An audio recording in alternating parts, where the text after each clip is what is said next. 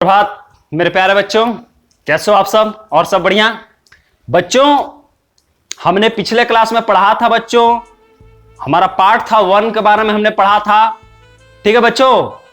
और हमारा विषय जो बिंदु था बच्चों, पहले हमने पढ़ा था वर्ण, दूसरा था बच्चों वर्णमाला, तीसरा बच्चों था वर्ण के प्रकार, ठीक है बच्चे। और आज का हमारा जो टॉपिक है बच्चों, संयुक्त व्यंजन।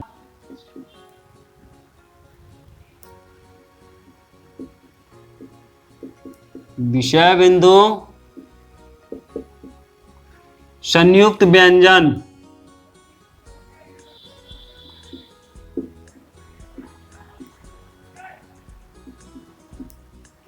कंपाउंड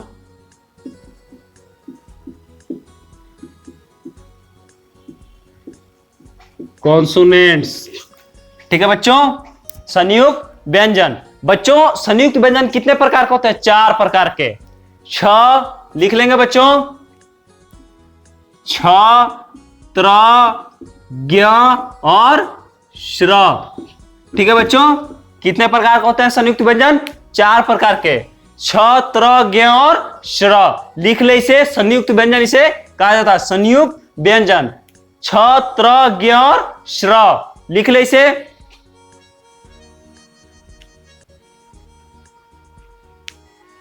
ठीक है, अब देखेंगे इसके बारे में हम लोग पढ़ेंगे बच्चों, ठीक है प्यारे बच्चों। तो लिख लेंगे इसे।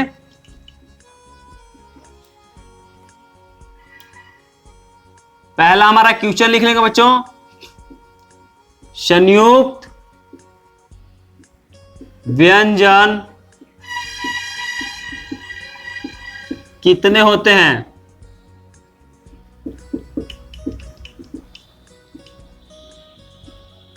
तो क्वेश्चन है बच्चों, संयुक्त व्यंजन कितने होते हैं? तो लिखेंगे, उत्तर में लिखेंगे बच्चों, संयुक्त व्यंजन 4 होते हैं। संयुक्त व्यंजन कितने होते हैं बच्चों? तो 4 होते हैं। मैंने आपको बताया कौन कौन से।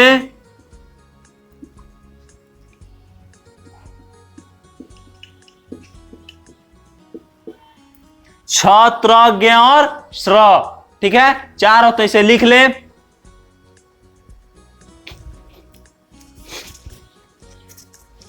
अब आगे आएंगे बच्चों,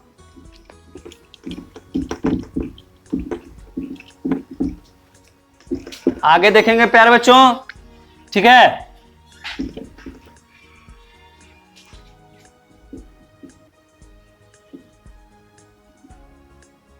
संयुक्त व्यंजन, संयुक्त व्यंजनों की रचना और उनसे बनने वाले शब्द। संयुक्त व्यंजन की रचना और उनसे बनने वाले शब्द, ठीक है बच्चों। देखेंगे,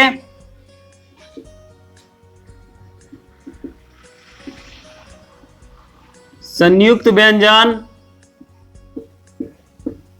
निम्नलिखित वर्णों के मेल से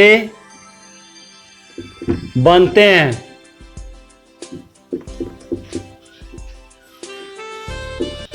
निम्नलिखित वर्णों के मेल से बनते हैं, जैसे छ, क हलंत जोड़, ठीक है, क हलंत जोड़ श, क हलंत जोड़ श। त्र, त्र, त हलंत जोड़ र, ज्ञ, ज हलंत जोड़ या, श्र, तालव स हलंत जोड़ र, ठीक है बच्चों। लिखेंगे इसे, मैंने बताया संयुक्त व्यंजन कितने प्रकार के होते हैं, तो संयुक्त व्यंजन 4 प्रकार के होते हैं। मैंने बताया कौन कौन से, श, त्र, ज्ञ और श्र। ये किस वर्णों के मेल से बनते हैं, तो क हलंत जोड़ स, श, क हलंत जोड़ तालब श, ठीक है, श्र। तो संयुक्त व्यंजन कितने प्रकार के होते हैं, 4 प्रकार के संयुक्त व्यंजन निम्नलिखित वर्णों के मेल से बनते हैं।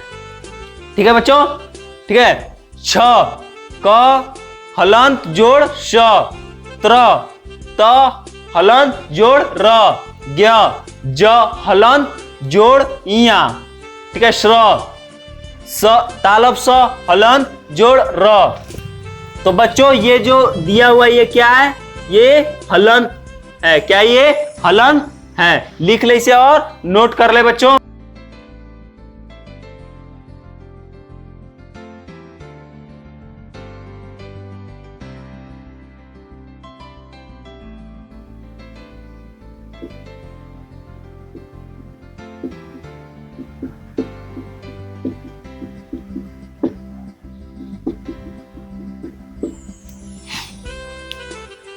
तो बच्चों कोई भी वर्ण होता है, ठीक है, कोई भी वर्ण होता है, उसके ऊपर अनुस्वार लगा हो, अनुस्वार, जैसे ये अनुस्वार, इसको बोलते हैं अनुस्वार, बिंदु, ठीक है, उसके ऊपर बिंदु अनुस्वार लगा हो, ठीक है। तो जब उसका हम लोग उच्चारण, अनुस्वार का जब हम लोग उच्चारण करते हैं, तो जो कंठ से जो हम लोग का आवाज या हवा जो निकलती है वो नाक से बाहर आती है, नाक पे ज्यादा प्रेशर पड़ता है नाक से। जैसे हम बोलेंगे कंघा, नाक से आया, हंस, गंगा, संतरा, तो ज्यादा हवा कहां से निकलती है, नाक से। ज्यादा प्रेशर कहां पे पड़ता है, नाक पे। अनुस्वार का उच्चारण करते समय ज्यादा हवा नाक से निकलती है, नाक पे ज्यादा प्रेशर पड़ता है, उसे हम लोग अनुस्वार कहते हैं। जैसे हम लोग देखेंगे, हम लोग लिखेंगे, कुछ कॉपी में नोट कर लेंगे, ठीक है बच्चों। इन शब्दों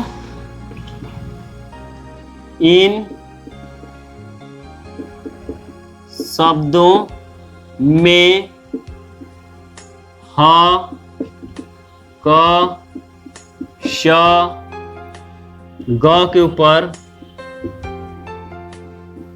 बिंदु,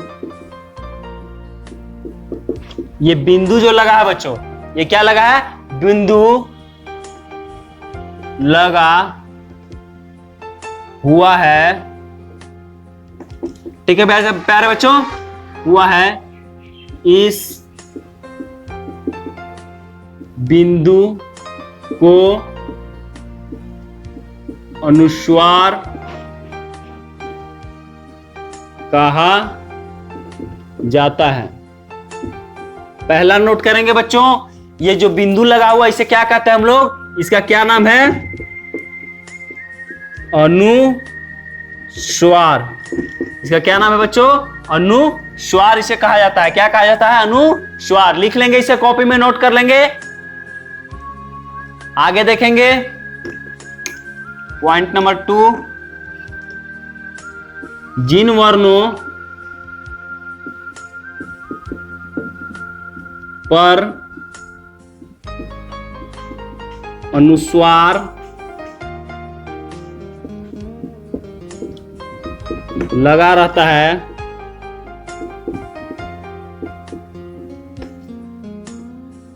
उनका उच्चारण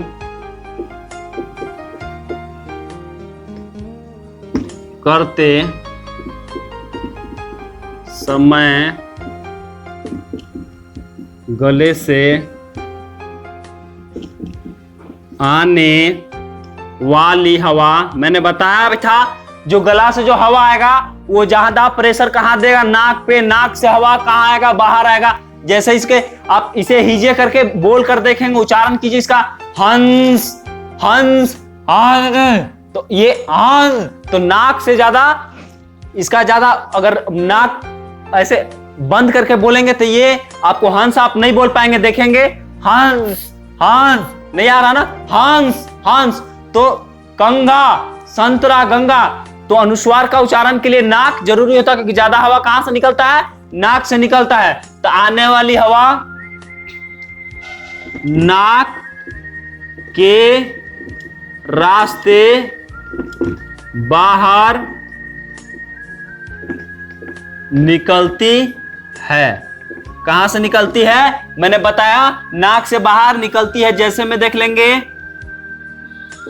मैंने ऊपर भी बताया, कंघा, संतरा, गंगा, रंग। जिसके ऊपर अनुस्वार लगा हो, सारे शब्द होंगे जिसके ऊपर क्या लगा हो, अनुस्वार लगा हो।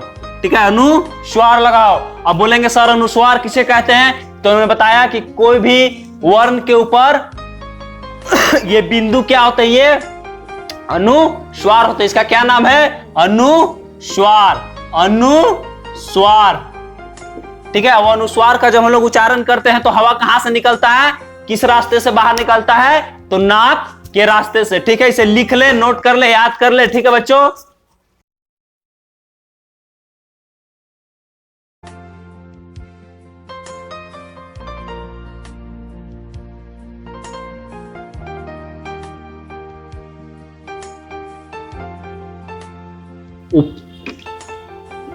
लिखेंगे उपयुक्त सभी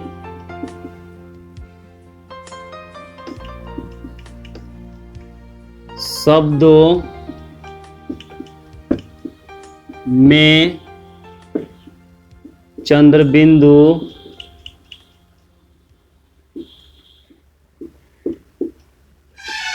का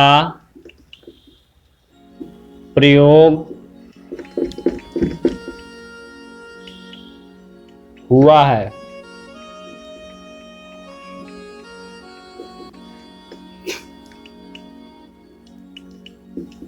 चंद्रबिंदु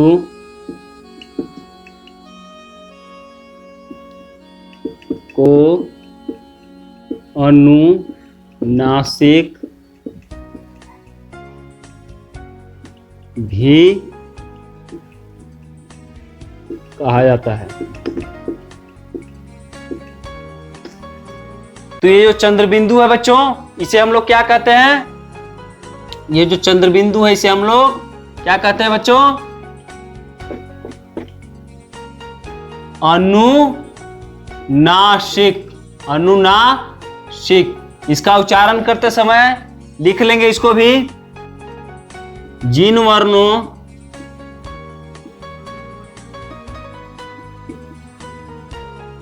पर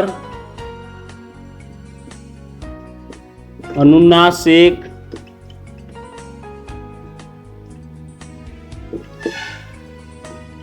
लगा रहता है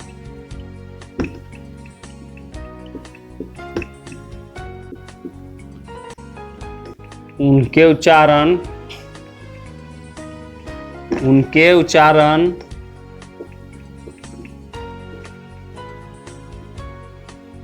में गले से आने वाली हवा नाक और मुख दोनों से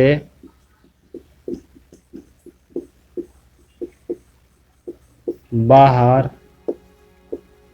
निकलती है। मैंने आपको बताया भी कि जो अनुनासिक जो है बच्चों, जब अनुनासिक का जब हम लोग उच्चारण करते हैं, जैसे चांद, आंख, टांग, ठीक है, ये सारे अनुनासिक हैं, चंद्रबिंदु को बोला जाता है अनुनासिक। तो जब उसका उच्चारण करते हैं तो जो हवा है वो मुख और नाक दोनों से बाहर आती है। इसके पहले मैंने पढ़ाया था अनुस्वार, तो अनुस्वार का जो उच्चारण करते हैं तो हवा सिर्फ नाक से बाहर आती है, लेकिन अनुनासिक का हम उच्चारण करते हैं तो हवा क्या करता है, मुख और नाक से दोनों से बाहर आता है। लिख लो इसे और याद कर लो। ठीक है बच्चों, अब आगे देखेंगे नेक्स्ट पॉइंट। नेक्स्ट पॉइंट देखेंगे बच्चों, जैसे प्रातः, शनैः शनैः, क्रमशः। ठीक है बच्चों, देख लेंगे इसे। प्रातः, प्रातः, शनैः शनैः, क्रमशः। ठीक है, लिख लेंगे इसे।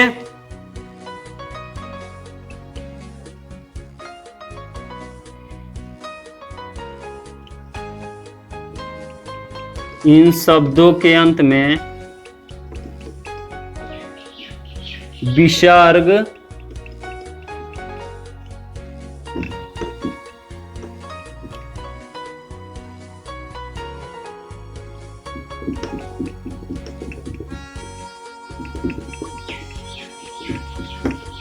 लगा है, विसर्ग का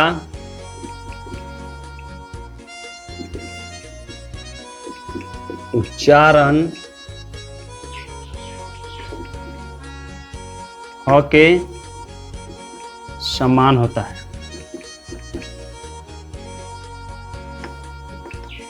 ठीक है प्यारे बच्चों, लिख ले इसे। ये जो शब्द दिए हैं, शब्द के बाद ये जो विसर्ग लगे हैं, ये क्या लगे हैं? विसर्ग। तो विसर्ग का जब भी हम लोग उच्चारण करते हैं तो विसर्ग का मतलब उच्चारण करते हैं तो ह होता है, ह। प्रातः, शनैः शनैः, क्रमशः, क्रमशः। ठीक है बच्चों, तो जब भी विसर्ग लगा हो तो उसका उच्चारण हम लोग क्या करते हैं? ह करते हैं। ठीक है, अनुस्वार में मैंने बताया, अनुस्वार का उच्चारण करते समय हवा नाक से बाहर आती है, अनुनासिका दोनों से आती है, नाक और मुख से। और विसर्ग लगा हो तो विसर्ग का मतलब क्या होता है? ह। जैसे मैंने बताया, कुछ एग्जांपल दिया, प्रातः, शनैः शनैः, ठीक है, क्रमशः। ठीक है बच्चों, लिख ले इसे। बच्चों तो आज के लिए इतना काफी है, इसे नोट कॉपी बना ले, लिख ले, अच्छे से याद कर ले, ये बहुत ही इंपॉर्टेंट आपके लाइफ में है। ठीक है, तब तक के लिए बेस्ट ऑफ लक, अच्छे से पढ़ें, मिलते हैं ठीक है अगले टॉपिक में। ठीक है, थैंक यू।